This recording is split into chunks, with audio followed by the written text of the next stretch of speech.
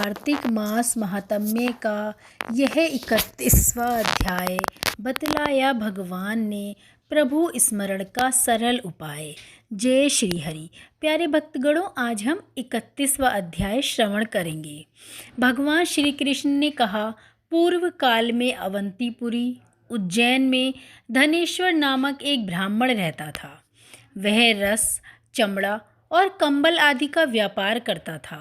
वह वैश्यगामी और मद्यपान आदि बुरे कर्मों में लिप्त रहता था।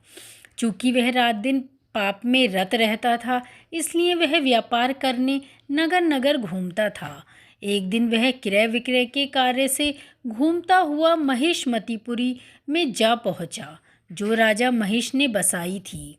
वहाँ पाप नाशिनी नर्मदा सदैव शोभा पाती थी। उसी नदी के किनारे कार्तिक का व्रत करने वाले बहुत से मनुष्य अनेक गांवों में स्नान करने के लिए आए हुए थे। धनेश्वर ने उन सबको देखा और अपना सामान बेचता हुआ वह भी 1 मास तक वहीं रहा।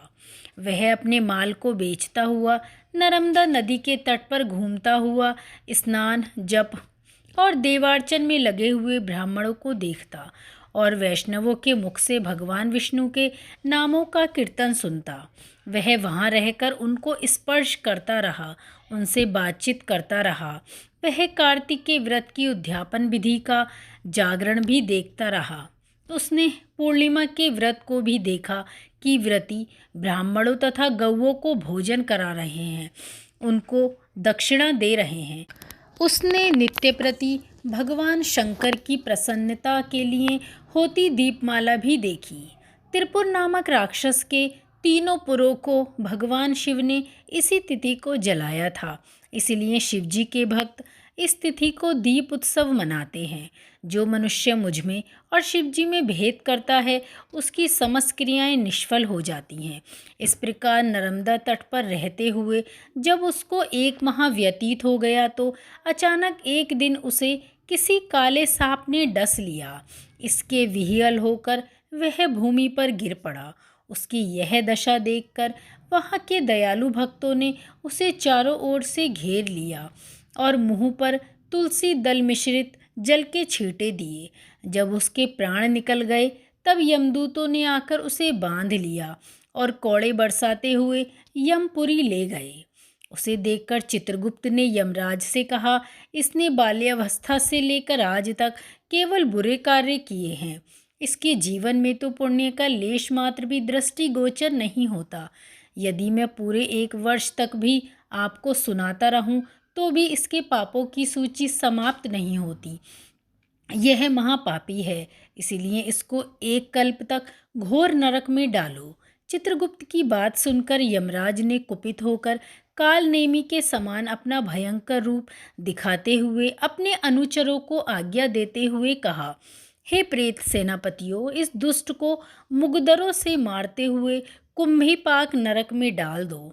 सेनापतियों ने मुगदरों से उसका सिर फोड़ते हुए कुंभीपाक नरक में ले जाकर खौलते हुए तेल के कड़ाहे में डाल दिया।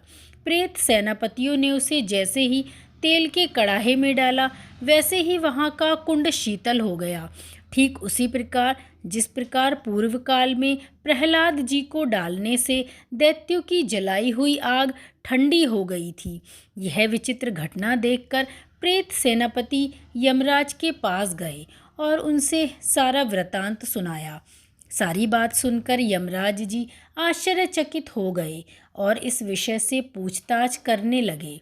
उसी समय नारद जी वहाँ आए और यमराज से कहने लगे, सूर्यनंदन, यह ब्राह्मण नरकों का उपभोग करने योग्य नहीं है।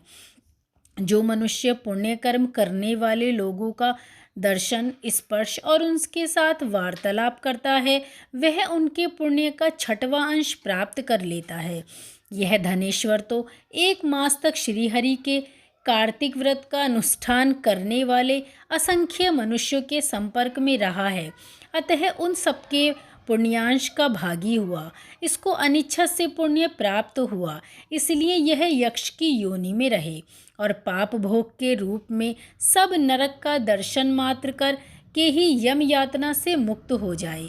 भगवान श्री कृष्ण ने कहा, सत्यभामा, नारद जी के इस प्रकार कहकर चले जाने के पश्चात धनेश्वर को पुण्यात्मा समझते हुए यमराज के दूतों ने उसे नरक दिखाने की आज्ञा दी। जय श्री हरि।